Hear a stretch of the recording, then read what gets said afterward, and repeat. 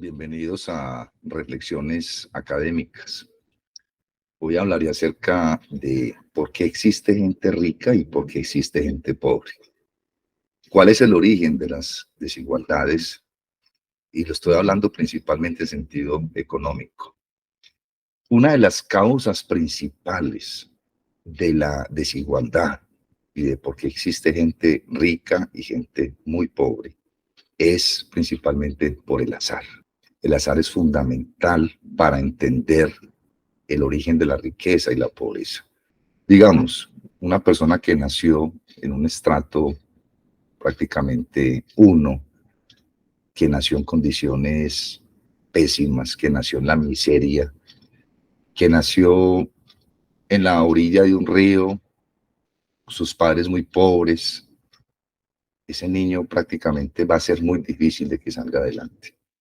¿Por qué? Porque las condiciones iniciales son fundamentales al momento de salir de la pobreza. Entonces, la condición inicial, que generalmente está dada por el azar, es fundamental a la hora de determinar por qué existe gente rica y gente pobre.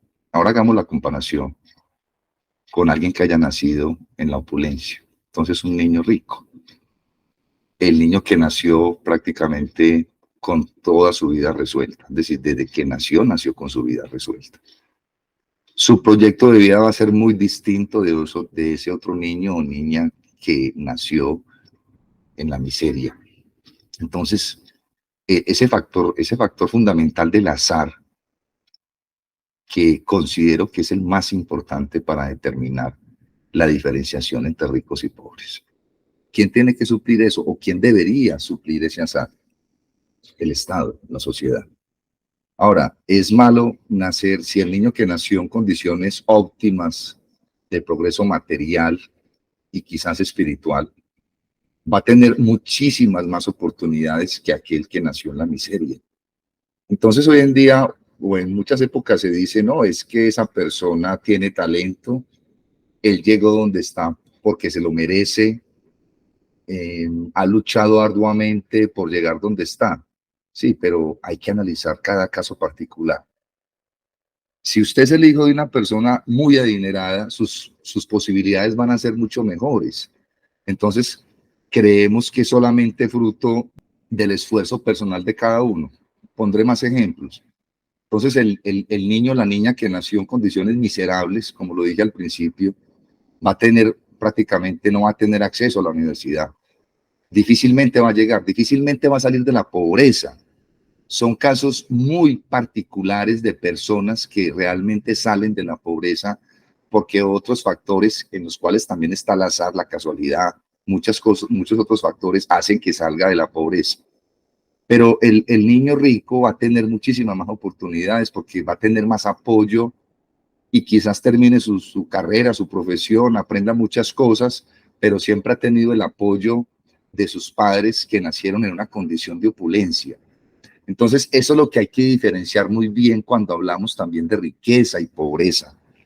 Entonces, insisto, la buena suerte o la mala suerte de cada uno de nosotros dependió básicamente del azar, de las condiciones iniciales en las cuales nosotros hayamos nacido.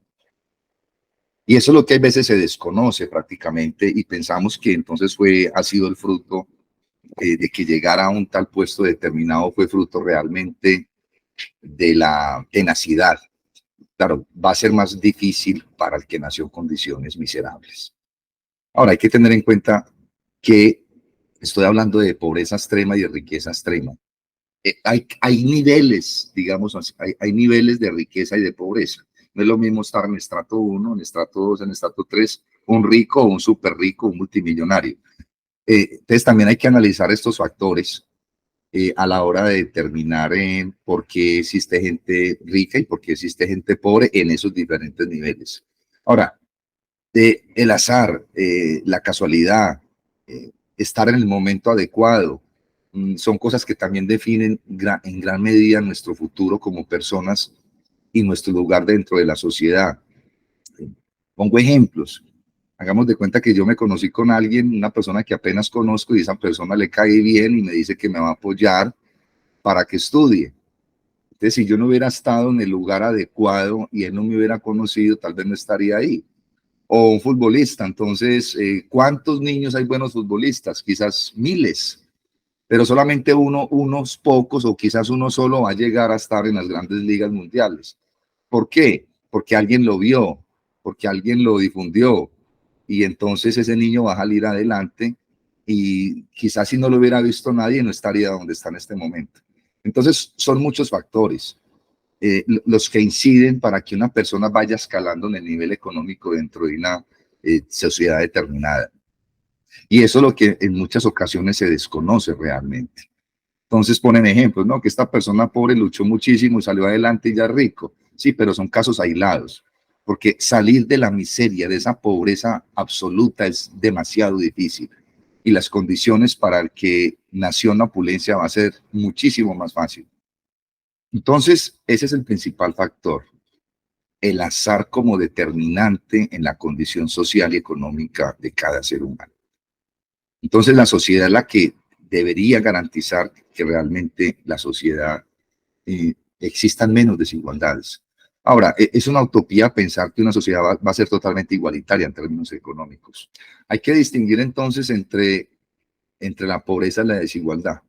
Un país puede ser muy desigual, pero donde no exista gente pobre, sino que hay mucha desigualdad económica, pero donde el pobre más pobre, digámoslo, viva bien, tenga sus necesidades básicas resueltas, tenga un buen trabajo, tenga una casa propia, tenga un sistema de salud eh, que sea favorable para él.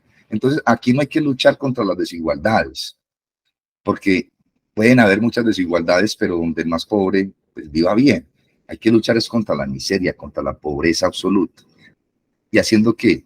Dando oportunidades. Ahora, esto más o menos, y los invito, esto lo plantea más o menos un filósofo llamado John Rawls. Bueno, el filósofo John Rawls, que ha trabajado mucho el tema de la desigualdad en uno de sus libros más importantes, Teoría de la Justicia, dice en una de sus citas, porque es un libro de 600 páginas, todos los valores sociales, libertad y oportunidad, ingreso y riqueza, acá estoy citando, así como las bases de respeto a sí mismo, habrán de ser distribuidos igualitariamente, a menos que una distribución desigual de alguno o de todos esos valores redunde en una ventaja para todos. Sí, sigue más adelante. La injusticia consistirá entonces simplemente en las desigualdades que no benefician a todos.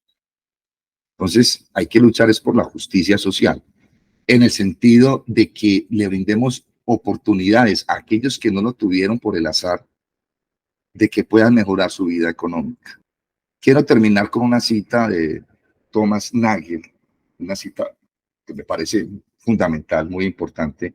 Dice lo siguiente: nacer como hijos de esclavos o de un esclavista o como el hijo de trabajadores con pocas habilidades o de empresarios ricos es, en un sentido, una cuestión de pura suerte. Pero instituciones como la esclavitud o el capitalismo son creaciones humanas.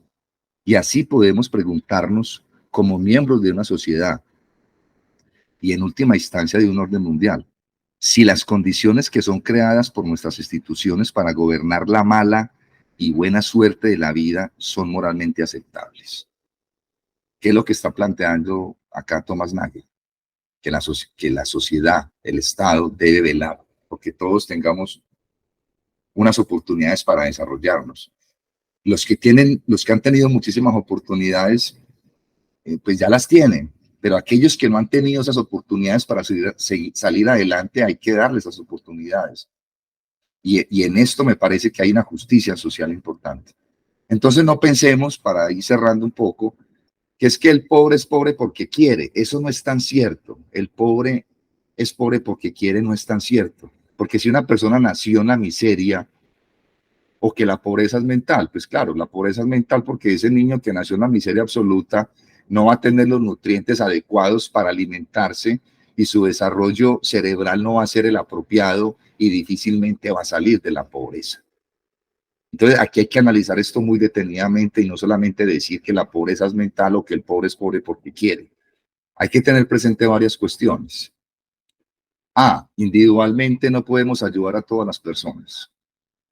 B, el Estado debe velar por los más necesitados, que no nacieron en condiciones mínimas para avanzar en su proyecto personal de vida.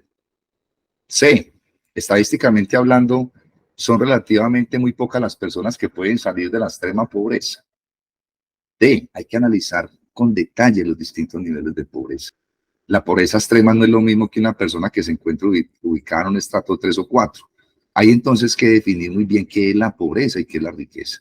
Yo acabo de definir pobreza como la miseria absoluta y la riqueza pues como prácticamente no tener, prácticamente tener completamente todo resuelto en la vida, económicamente hablando.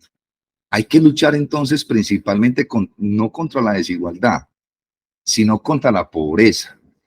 Ahora, si usted lo ha tenido todo desde que nació, dése por bien servido. La ruleta de la vida estuvo a su favor. Eso significa que sus padres le han ahorrado la ardua tarea de tener que trabajar desde tierna edad. Le han costeado sus estudios básicos con todo lo que requiere mínimamente. Le pagaron su educación, aquí o en el extranjero. Le compran todo lo que necesite, etcétera. Además, su herencia está asegurada y lo más probable es que el trabajo que consiga será acorde con eso que tanto se merece, ya que ha sido fruto de sus esfuerzos.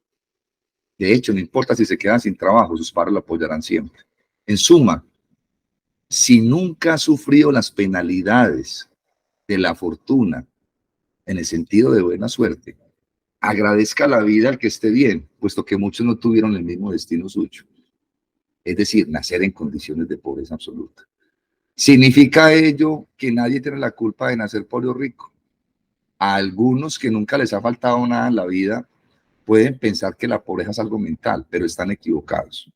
Es muy difícil salir de un estado de miseria en la pobreza absoluta. Entonces, esta es mi reflexión final para que piensen bien de que la pobreza no es solamente mental. Muchas gracias. Les acabo de hablar James Montoya y pueden dejar acá sus comentarios. Que estén muy bien.